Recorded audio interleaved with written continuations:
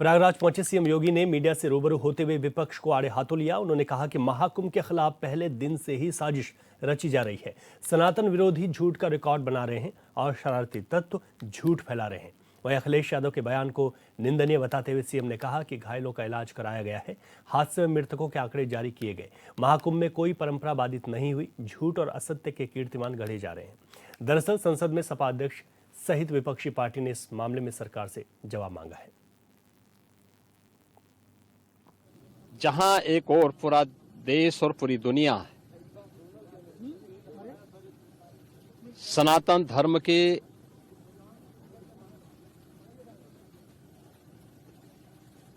इस सबसे बड़े आयोजन का साक्षी बनकर के गौरव की अनुभूति कर रहा है, प्रफुल्लित है, वहीं दूसरी ओर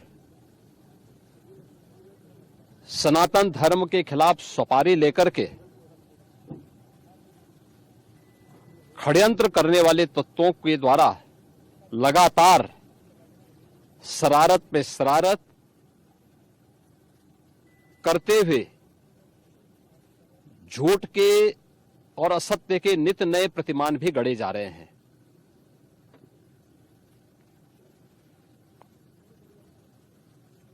भारत के संसदीय लोकतंत्र की सबसे और सर्वोच्च संस्था देश की संसद में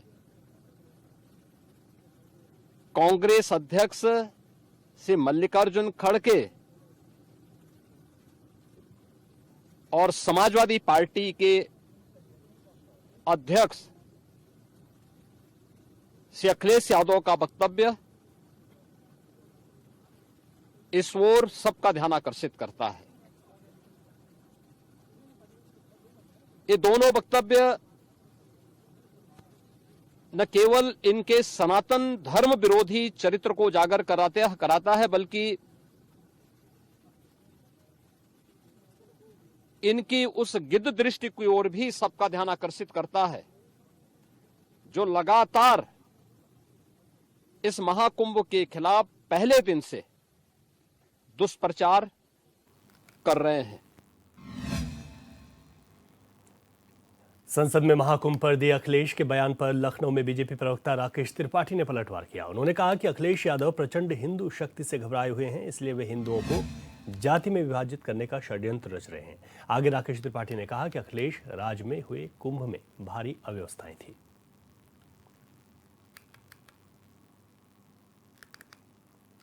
खान को इसकी कमान।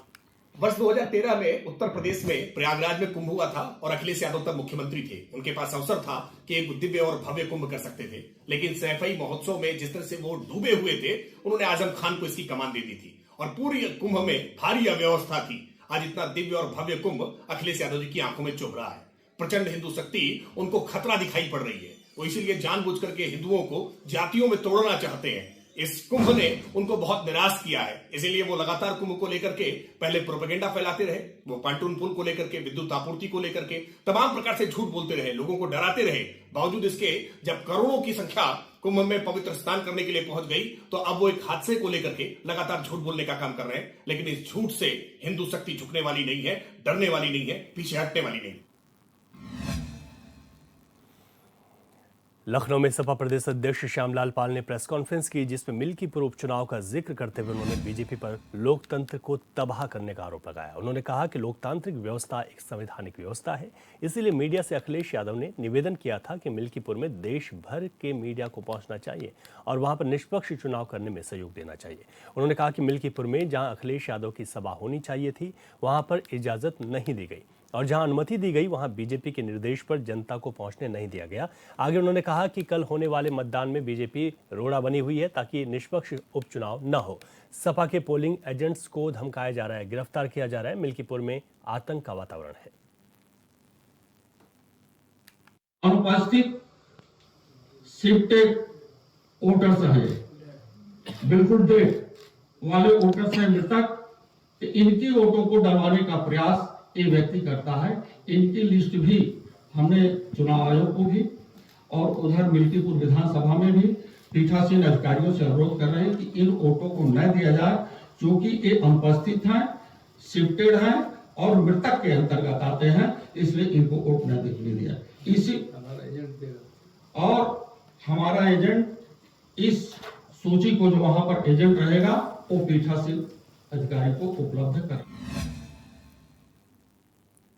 संविधान अधिकार यात्रा को लेकर मंत्री संजय निषाद कन्नौज पहुंचे, जहां उन्होंने कहा कि दिल्ली में एनडीए सरकार बनेगी। उन्होंने मिल्कीपुर उपचुनाव को लेकर कहा कि वहां तो एनडीए प्रत्याशी की ही जीत होगी। वहीं महाकुंभ हादसे पर उन्होंने कहा कि मामले में जांच हो रही है, जिम्मेदारों पर कड़ी कार्रवाई की जाएगी। मौके पर उन्होंने राहुल गांधी और अखिलेश यादव पर भी निशाना साधा। जो कि मत उजाड़ है, ये लोग पिछड़ों के नाम पर तो सत्ता में आए, लेकिन जब सत्ता में आ जाते हैं तो कौन दिखाई देता है।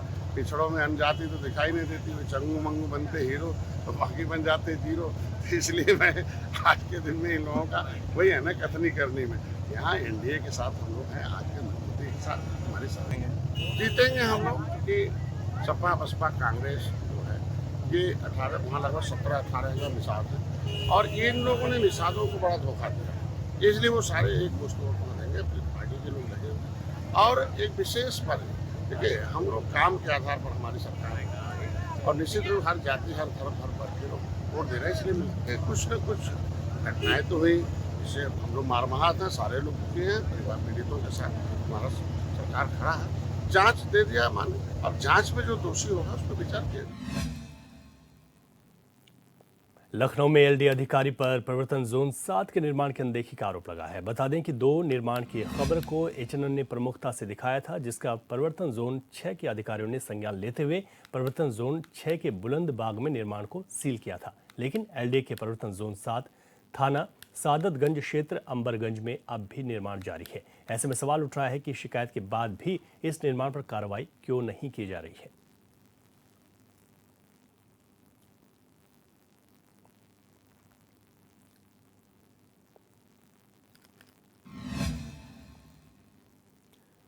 उधर हरदोई में एक व्यक्ति ने खुद को आईएएस बताकर महिला अधिकारी से शादी.com के जरिए 2 लाख रुपए ठगे। जिस मामले में कार्रवाई करते हुए पुलिस ने उसे पकड़ लिया है। आरोपी के कब्जे से फर्जी दस्तावेज भी बरामद हुए। बताया गया कि आरोपी ने खुद को हरदोई में ज्वाइंट मैजिस्ट्रेट बताया और महिला अधिकारी से ठगी की।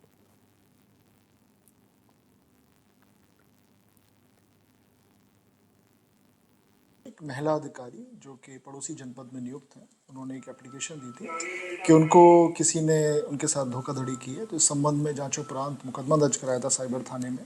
इसमें आज एक व्यक्ति को पुलिस ने गिरफ्तार किया, जिसका नाम हरिकेश पांडे है।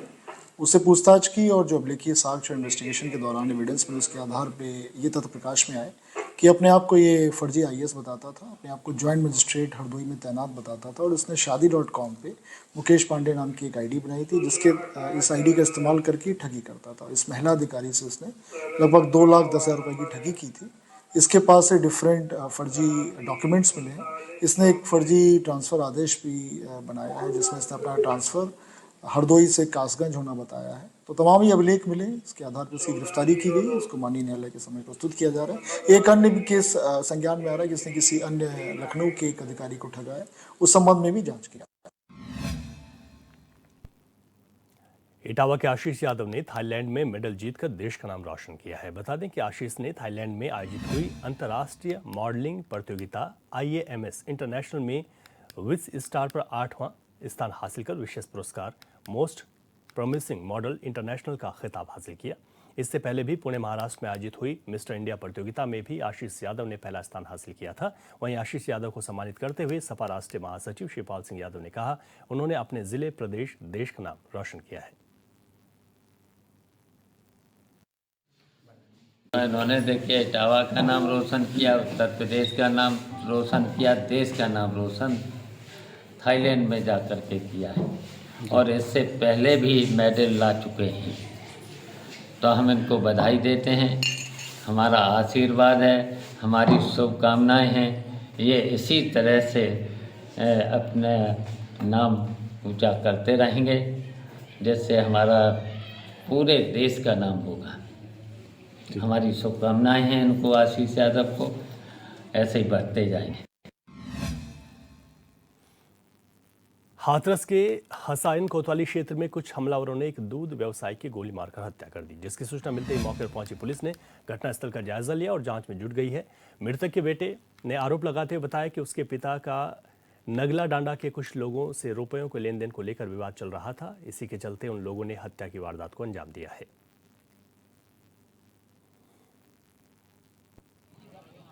पिताजी मेरे दुकान आते थे, डांडे के ठाकुरों ने मार दी गोली।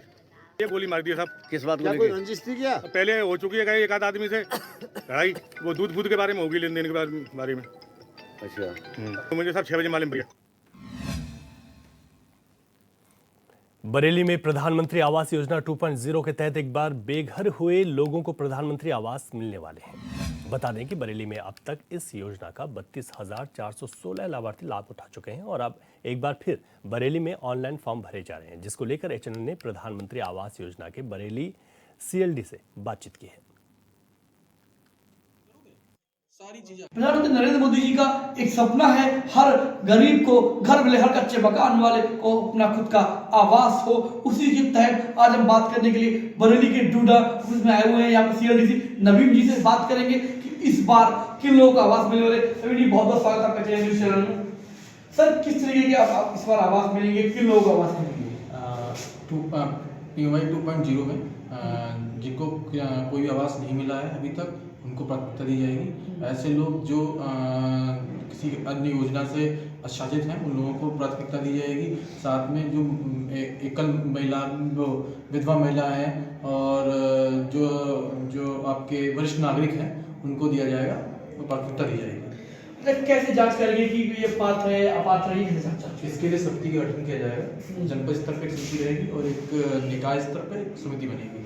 उस समिति के द्वारा वैलिडेशन किया जाएगा जो ऑनलाइन आवेदन पत्र प्राप्त होंगे उनके। जैसे पहले लगभग 2.5 लाख मिलते थे, एक बात चल रही है कि इस बार कुछ पैसे बढ़ के आएंगे, तो कैसा है कि ऐसा पैसे बढ़ के आने वाले हैं? 2.5 लाख रुपये ही हैं उसमें। खाली वरिष्ठ नागरिक और जो विधवा महिला हैं, उनको जो है वरीयता दी जाएगी और उनकी प्रोत्साहन के लिए 10,000 रुपये एक्स्ट्रा मिलेंगे। आवास को एक बार अप्लाई करने के लिए क्या प्रक्रिया है, बताइए। PMAY 2.0 में सभी आवेदन पत्र ऑनलाइन किए जाने के लिए दिशा निर्देश अभी प्राप्त हुए हैं। तो उसमें जो है अब साइट है PMAY 2.0, आप गूगल पर डालेंगे, वहीं से साइट आ जाएगी और बाकायदा QR दिया रखा है जो हमने ऑफिस में लगा रखा है। उस QR से आप स्कैन करते हैं, सीधे उसी साइट पे पहुंच जाएंगे। वहीं पे अप्लाई फॉर PMAY 2.0 आ जाएगा। वहीं पे जाके आप आधार कार्ड पे OTP आएगा और अपने आय और जाति और जमीन के कागज अपलोड करेंगे तो आपको ऑनलाइन आवेदन सबमिट हो जाएगा। प्रधानमंत्री आवास पर हमेशा एक आरोप लगते रहे कि बड़ा भ्रष्टाचार लोगों ने किया है। इस बार भ्रष्टाचार की लिस्ट पर क्या आरोप लगाएंगे? इस बार ऑनलाइन आवेदन होने से आप लाभार्थी खुद भी अपना स्टेटस चेक कर सकता है।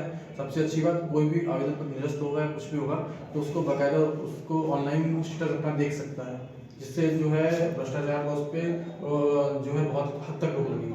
से आपके जेई हैं, सर्वेल जाते हैं, आवास अभी वर्षे से 25,000, 10,000, 5,000 रुपये छोटी रकम है, बड़ी रकम को मांगते हैं। इस पे क्या कहेंगे? इस बार कैसे आप लगाम लगाएंगे?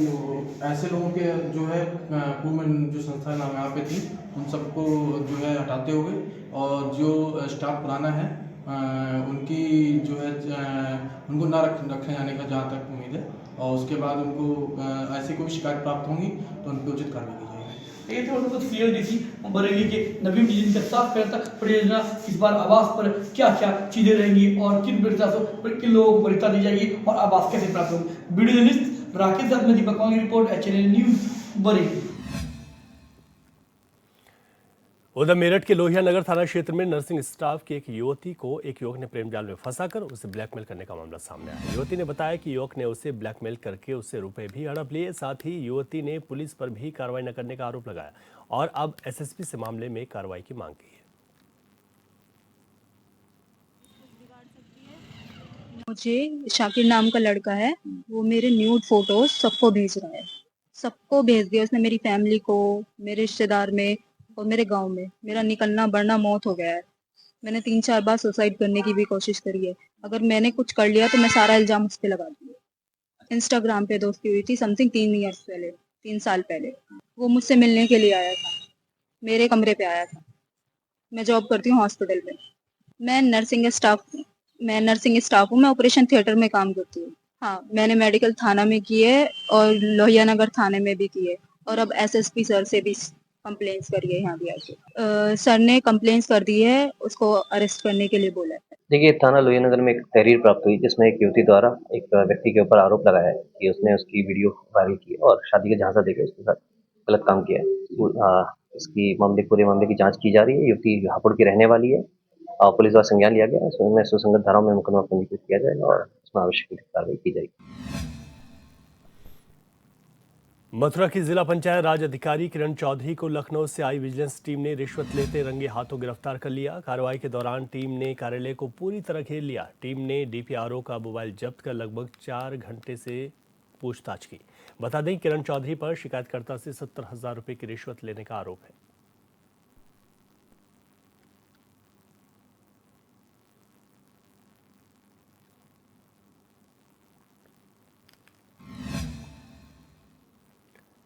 वहीं संभल के नखासा थाना इलाके में एंटी करप्शन टीम ने सहकारी समिति के सचिव को 5,000 रुपए रिश्वत लेते रंगे हाथों गिरफ्तार किया। आरोप है कि सचिव ने वार्षिक वेतन वृद्धि को वेतन में जोड़ने के नाम पर पीड़ित से रिश्वत मांगी थी। वहीं विभागीय अकाउंटेंट की शिकायत पर एंटी करप्शन टीम ने यह कार्रवाई की है।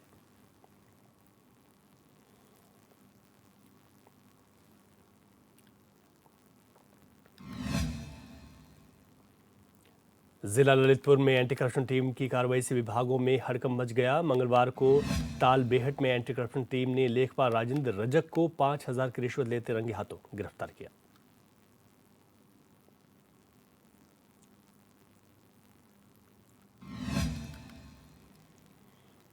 उधर सोनभद्र में आदिवासियों की जमीन पर दूसरे के नाम से पट्टा होने पर नाराज आदिवासियों ने जोरदार प्रदर्शन किया है। मौके पर आदिवासियों के साथ आदिवासी विकास मंच के कार्यकर्ता भी मौजूद रहे, जिन्होंने जांच कर आदिवासियों को न्याय दिलाने की मांग की है। वहीं मौके पर पहुंचे एसडीएम ने आदिवासियों को आश्वासन दिया और जूस पिलाकर धरने को खत्म करा दिया है।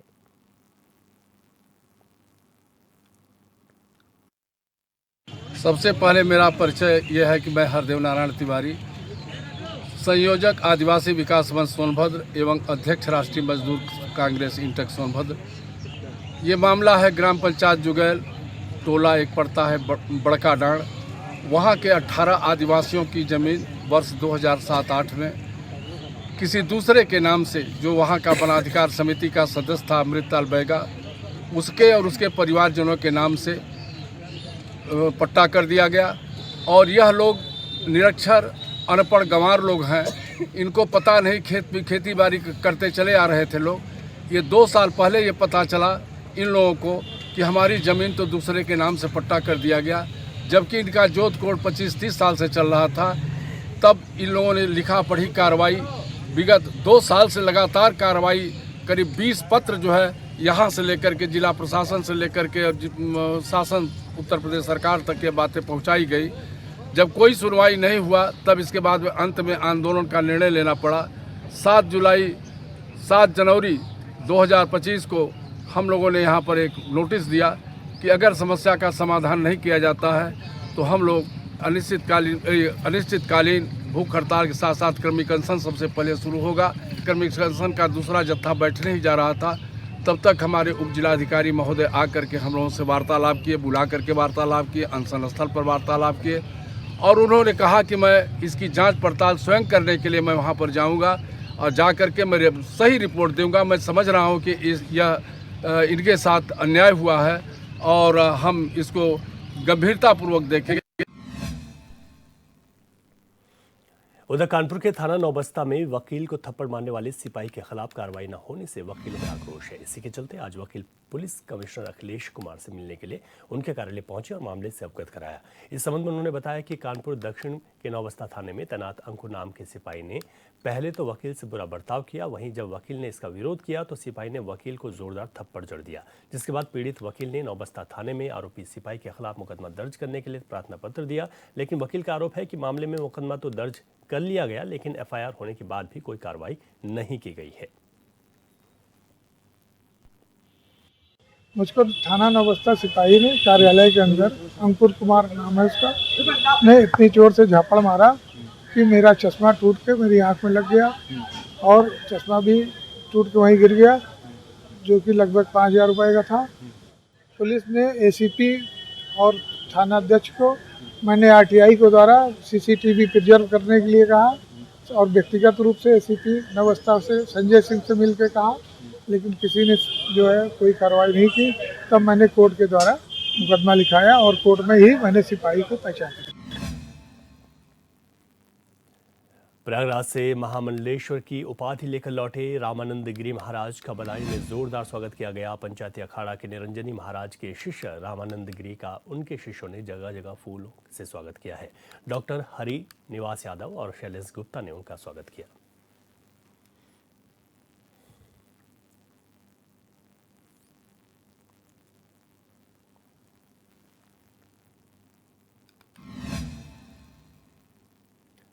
एटा के आरटीओ ऑफिस में गाड़ी के चालान करने को लेकर भारतीय किसान यूनियन के लोगों ने जमकर हंगामा किया। इस दौरान किसान नेता ने कार्यालय में तैनात अधिकारियों पर गाड़ी छोड़ने का दबाव बनाया, जिसका वीडियो भी सोशल मीडिया पर वायरल हो रहा है। वहीं आरटीओ सत्येंद्र कुमार ने दबंग नेताओं को बिना चालान भरे गाड़ी छोड़ने से साफ मना कर दिया।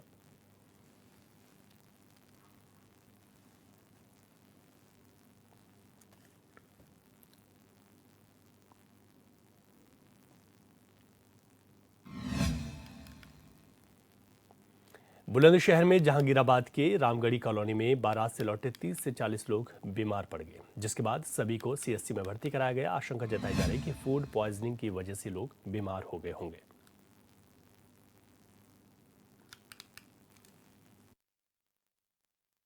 मामला क्या था, खाना लग रहा था, सबने खाना खाया, वहां के लोगों ने भी, बारात ने भी। कुछ घंटा 2 घंटे के बाद उल्टी लगने लगी बच्चों को। पहले बच्चों को लगी, फिर बच्चे, हम सोच रहे थे कि जी सर्दी में आ गए बच्चे, हमने रात ही गाड़ी से भिजवा दिए घर। अब घर पर आकर देखा तो और जिनों के बच्चे गए थे जो अपने वाहनों से आ गए, वो फोन करके बोले कि जी हमारे बच्चे, उनको भी उल्टी हो रही है, क्या होगा। हमने बोला मगर शायद सर्दी में आ गए होंगे। तो हम यहाँ पर मॉर्निंग में जब देखा, सबको उल्टी, दस्त, चक्कर, उल्टी, दस्त। बारात में शामिल? बारात में कम से कम होंगे 200-250 लोग बीमार। तो ये समझ लो 100 में से 90% बीमार है। ऐसा है सर, खाने का तो ये पता नहीं है कि किससे प्रॉब्लम बनी।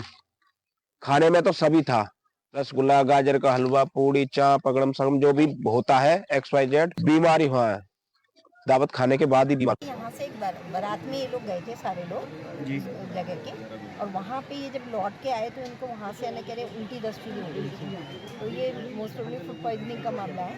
और इसके अंदर हमने 18 लोगों की टीम लगाई थी वहाँ पे जंगीराबाद के एक मोहल्ला उसमें रामगढ़ी में। तो वहाँ पे अब ये कंट्रोल में है सारा। और जो पेशेंट हमारे डायरेक्ट यहाँ पे आके एडमिट हुए थे वो 21 पेशेंट थे, जिसमें जो ठीक हो गए वो घर चले गए हैं और 4 पेशेंट को हमने रेफर किया है बुलंदशहर।